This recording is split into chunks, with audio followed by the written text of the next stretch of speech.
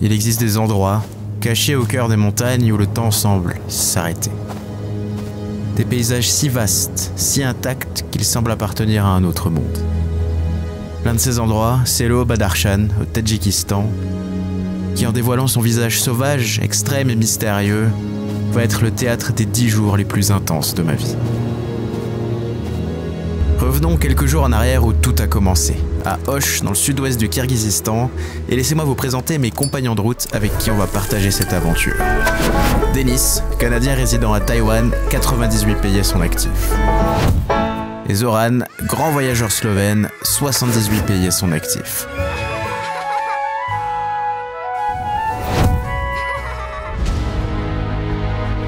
Notre objectif, relier Osh à Dushanbe, capitale du Tadjikistan, en longeant la frontière chinoise puis la frontière afghane sur la mythique route M41, aussi connue comme route du Pamir, l'une des plus hautes du monde, construite dans les années 30 par l'Union soviétique.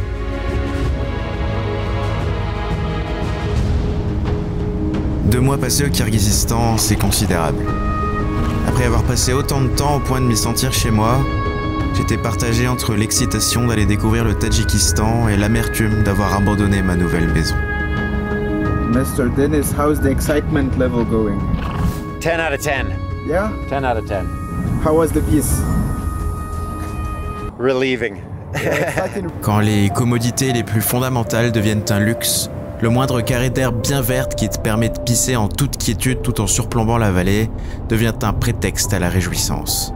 C'est dans cet état d'esprit qu'on est parti plein sud, en passant par Saritash et Sarimogol, les deux villages kirghizes les plus proches de la frontière tadjik, avant de s'installer pour une nuit en yourte au bord du lac Tulpar. Dès le lendemain matin, on était fin prêt pour la frontière la plus bizarre qu'aucun des membres du groupe n'ait jamais vue. How do you feel now that you're out of Kyrgyzstan? Same. I feel like piece of shit after diarrhea. It's not funny to have diarrhea, especially on traveling and on this really bad road. Yeah, but I heard Tajik toilets were the finest in the world. Okay, we will see. Une fois franchi la frontière côté kirghize, on a erré sur les routes boueuses d'un no man's land hors du temps, jusqu'à ce qu'un soldat armé d'une Kalachnikov ne débarque soudainement d'une vieille ferme délabrée et s'installe dans la voiture avec nous. Une fois arrivé devant ce superbe panneau exquisément soviétique, ce même soldat a supervisé le transfert de nos bagages de notre premier 4x4 au suivant. Il est remonté avec nous jusqu'à la frontière Kizilart, 4280 mètres d'altitude, rien que ça. Nos papiers ont été contrôlés et... Cet homme est au Tadjikistan. Eh oui. Ça fait aucun sens. Honnêtement, ce que je vois au retour caméra, ça rend zéro justice à l'endroit, c'est totalement insensé, c'est fou. C'est fou de fou. Ici, tout semble figé dans le temps. Ces eaux, d'un bleu profond, s'étirent à perte de vue comme un miroir céleste reflétant l'immensité et le silence qui l'entourent. Le lac Noir, comme il est appelé ici, est né d'un impact météoritique il y a des millions d'années. C'est en quelque sorte une cicatrice de l'univers.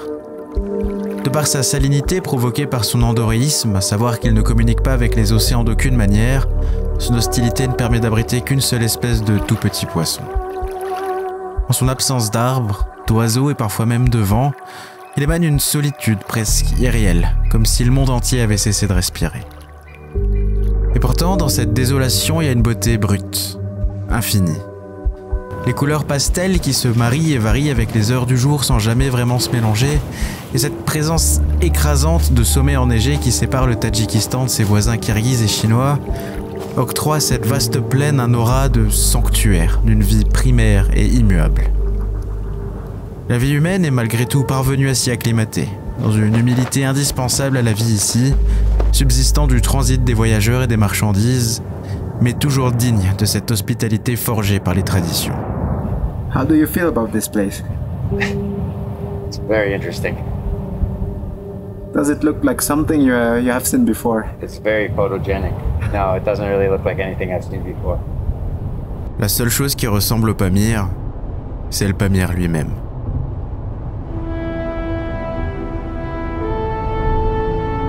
On avait repris la route le lendemain en direction du point culminant de la M41.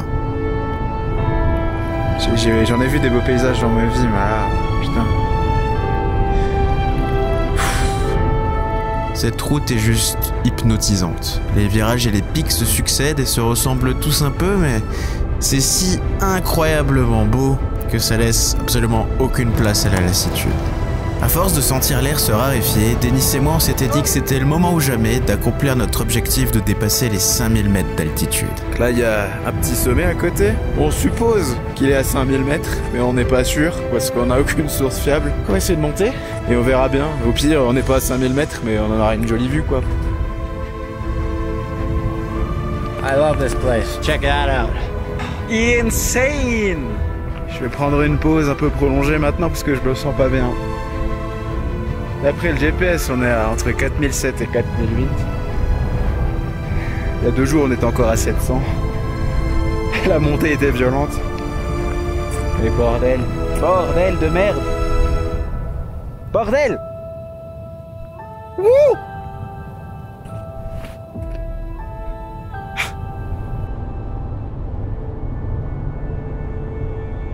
Mourghab, 6500 habitants, c'est la 2e plus grande ville de toute la région qu'on traverse. Et pourtant, l'immensité désolée qui l'entoure souligne l'implacable solitude de ses reliefs montagneux.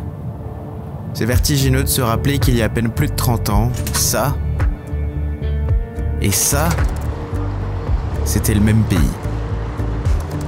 Pourtant, pour notre équipe, Mourghab a eu des allures d'oasis.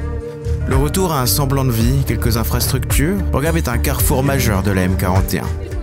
Ceux qui arpentent ces routes finissent presque toujours par y passer, s'y ressourcer, échanger. Les locaux, eux, semblent toujours aussi curieux de rencontrer les nouveaux venus, même si on est en réalité bien plus nombreux que ce qu'on pourrait imaginer. Et pourtant, c'est ici que je me suis senti le plus loin de chez moi. Pas à cause d'une quelconque hostilité, bien au contraire, mais parce que ce dépaysement, cet autre monde, est sans aucune commune mesure avec tout ce que j'ai connu jusqu'à présent. Zoran, why do you travel? Good question. I think on the beginning it was just wow to say to be somewhere, to go out of Slovenia. Now it's absolutely to meet new people, new culture, and of course to see amazing landscapes, like nature. I love nature and people. This is two main things of my traveling. And are you satisfied with the result? On this trip? On all your trips? Of course. Sometimes there are some countries where you're more enjoying, and they're coming the countries like Tajikistan where you're just impressed. Moi honnêtement, je sais pas trop pourquoi je voyage.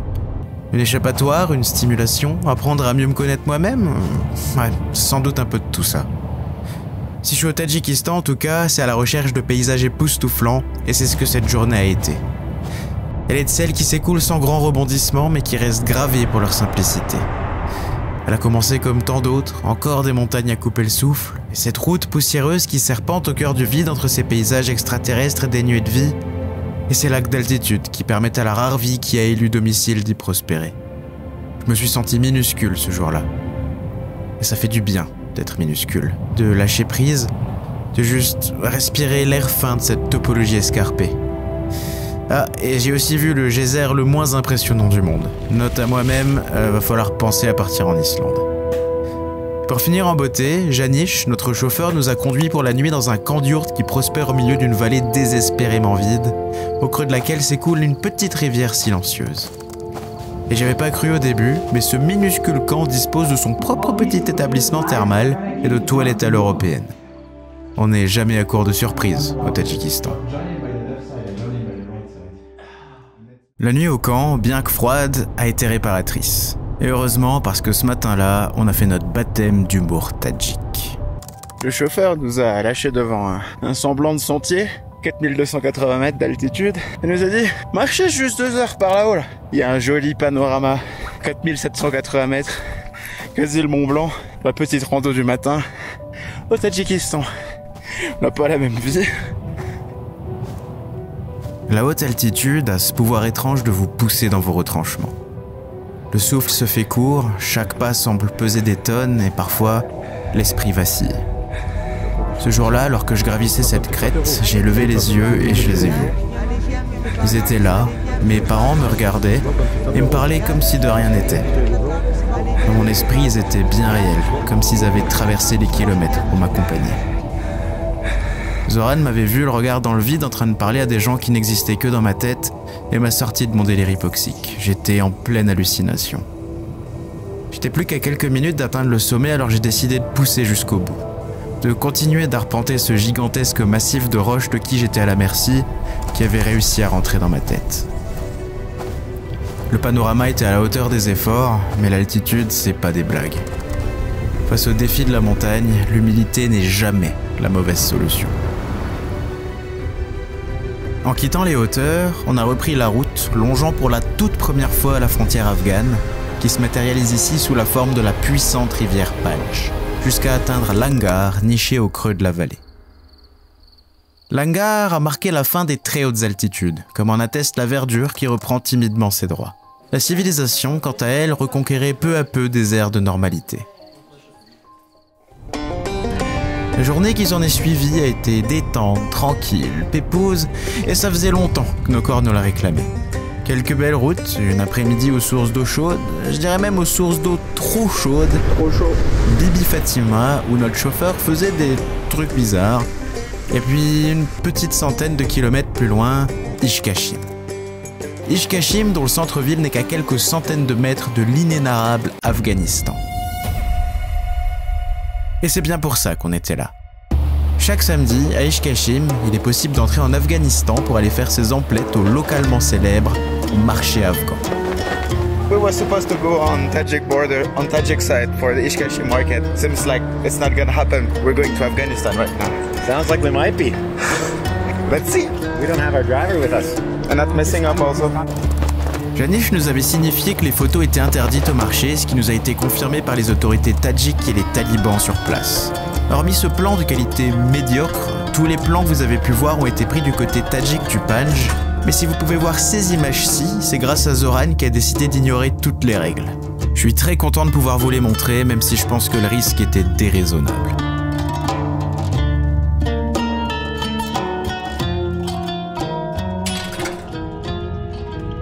Parfois, on prend des risques qu'on ne mesure pas toujours. Mais le voyage, c'est aussi l'art de tester ses propres limites. Et ça a été le cas pour moi, cette même après-midi, où j'ai enfin réussi à immerger mon corps tout entier dans cette eau à 53 degrés.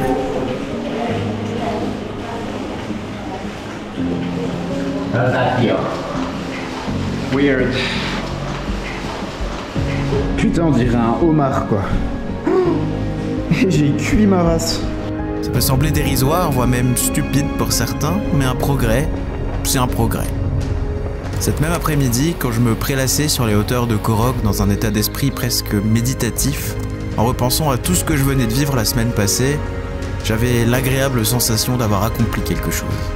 J'ai déjà bien vadrouillé dans ma vie, mais là, j'avais l'impression que cet oiseau, perché sur son pylône électrique, me sifflait que j'avais franchi un nouveau cap, qu'il n'y avait plus de mur entre moi et mes projets, juste des portes à déverrouiller.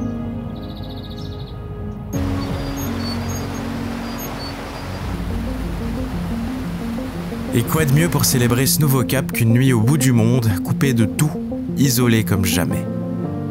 Janish nous a déposés en plein milieu de la vallée de Gizev, là où la rivière Bartang, impétueuse et scintillante, trace son chemin entre ciel d'un bleu pur, roches au gris chaud, et touches éparses de verdure aux abords de laquelle se devine un sentier sauvage et spectaculaire. Dans ces parages reculés du Tadjikistan, un regain soudain de verdure n'est jamais anodin. Il trahit presque toujours la présence humaine.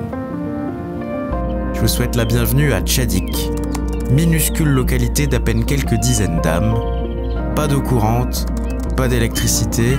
Ici, on vit simplement. À l'écart du monde, mais toujours prêt à recevoir chaleureusement quiconque erre près des habitations. Le village y domine un lac de montagne anonyme, un écrin pour les chèvres qui paissent librement sous le regard des bergères du coin. C'est un autre temps, un autre rythme. Et si je suis tout à fait honnête avec vous, je serais bien incapable de vivre cette vie à l'année. Mais à petite dose, à dose thérapeutique, c'est un paradis. Un endroit où chaque interaction, chaque petite joie, chaque banalité quotidienne reprend toute sa saveur. Si un jour je pète un boulon face au chaos artificiel de la vie moderne et que je disparais subitement, vous me trouverez sûrement à Tchadik, au bord du lac, en train de nourrir une chèvre. C'est la première fois que j'ai passé une nuit dehors. Et franchement, depuis ce début de tour du Tadjikistan, c'est la meilleure nuit que j'ai passée. Why do I do these things? You love the pain, it makes you feel alive.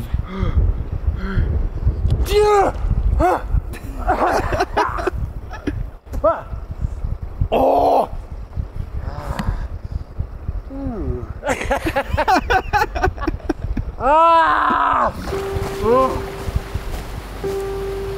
Le Tadjikistan, c'est le pays le plus pauvre de l'ancien bloc soviétique. Comme les pays du premier monde ont autrefois massivement investi en Chine pour tirer les coûts de production vers le bas, c'est désormais au tour de la Chine de reproduire ce schéma dans les régions les plus précaires. La route du Pamir est une artère vitale du commerce sino-tadjik. Sur cette section balayée par des vents tempétueux, une entreprise chinoise s'affairait à rénover le tracé, mais à la suite d'un enthousiasme excessif pour la dynamite, la route était condamnée. Pour déblayer tout ça, les Chinois ont combattu le mal par le mal, tout redynamité, en comptant sur l'effort collectif des gens présents sur place pour déplacer les gravats. Are you enjoying your life? Are you ready? We're moving. We've been moving. On s'est resté coincé là 7 heures, et hormis ce pneu explosé par la conduite sportive de notre Janiche nationale, il se passera plus rien de notable jusqu'à notre arrivée à Dushanbe.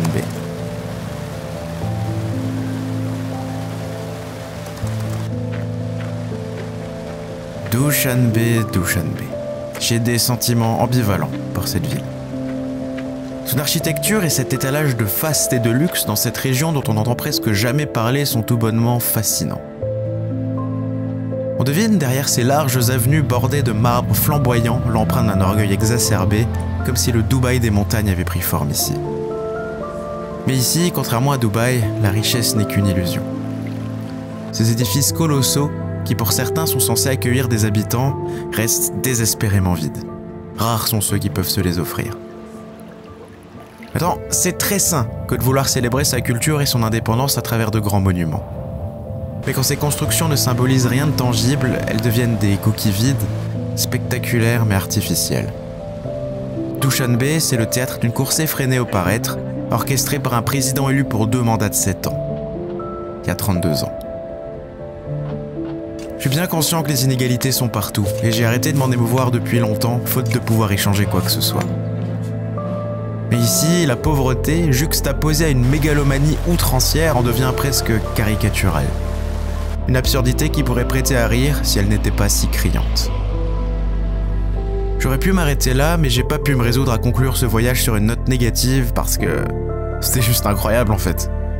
C'était pas qu'un voyage sur la M41, c'était aussi un voyage dans le temps.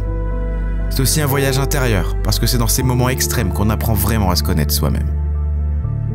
C'était aussi rencontrer Denis et Zoran, que je compte aujourd'hui parmi mes amis. Mais au-delà de tout ça, il n'y a aucun doute là-dessus, le Tadjikistan, c'est le plus beau pays que j'ai jamais vu.